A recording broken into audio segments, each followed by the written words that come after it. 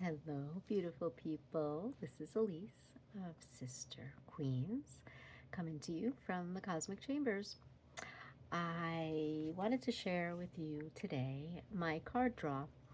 Um, I used this deck today, the Wild Unknown Alchemy Guidebook, Alchemy deck. This is the guidebook by Kim Kranz. It's a really wonderful deck. And this is one that I have on one of my altars. And every now and then I draw a card. And today I wanted to share the card that came up. It is card number 62, and it is Rebis, the Androgyne.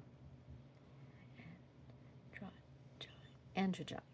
I don't think I'm saying that right. Anyway, I gotta keep that in.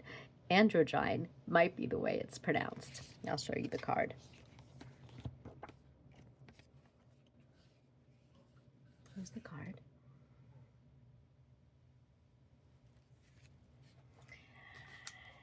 Creative transcendence.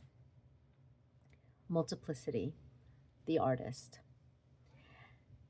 The Androgyne is a deeply revered image in alchemy. Born of Hermes and Aphrodite, Hermaphroditos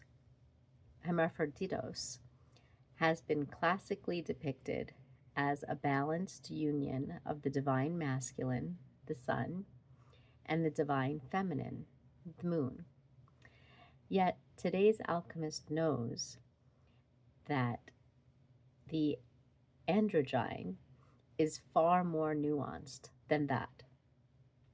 It encompasses the infinite spectrum and reveals itself as ever-changing binary forms. The divine hermaphrodite defies definition as it is deeply personal, as it is a deeply personal felt experience. Accessing this fluid and enlightened state requires us to slip into the contradictory realm of the senses. Breath by breath, we are drawn into our limbs, our fluids, and labels. Judgment is suspended. We could totally use a whole lot of that in the world today. Judgment is suspended. The gods are present, as are the creative mysteries of the underworld.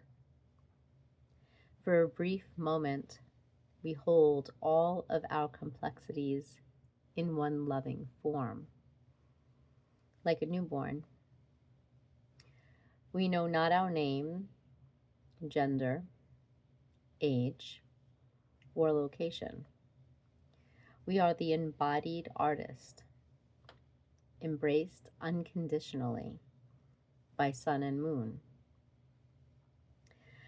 There's a section of Go Deeper, and it's written here, read the poem, The Idea of Ancestry by Etheridge Knight. The Idea of Ancestry by Etheridge Knight. And to ponder, sexuality without language, intimacy without sexuality. Through an alchemical image of completion, the androgyne makes a beginner of all of us. Regardless of our gender orientation and sexual preferences, allow yourself to know nothing today. When I heard that, allow yourself to know nothing today, I was washed over with a sense of deep, deep relaxation, and also a like, phew, kind of feeling. Like, allow yourself to know nothing today. I don't know is such a great answer sometimes. Oh, I don't know. Taking off the burden of responsibility, of knowing, of thinking that I can figure it out, that I can, get creative about this, that I can, mental my way, or, yeah, really get creative over something and try to figure something out. No, I know nothing today. I'm going to use I don't know as an answer today to more questions that I'm asked than I ordinarily do. If you feel invited, do the same. The last part of this is what I'm going to do next, and if you'd like to follow along, here's the prompt. Make a list of your contradictions. Start with sometimes I'm blank. Hey, like old school Mad Libs. And sometimes I'm blank. Keep writing quickly until you feel the inclusive power of this archetype awakening. So I'm going to take a few minutes and do that now in a notebook that I have handy dandy over here somewhere. Here's one. I'll use this notebook. And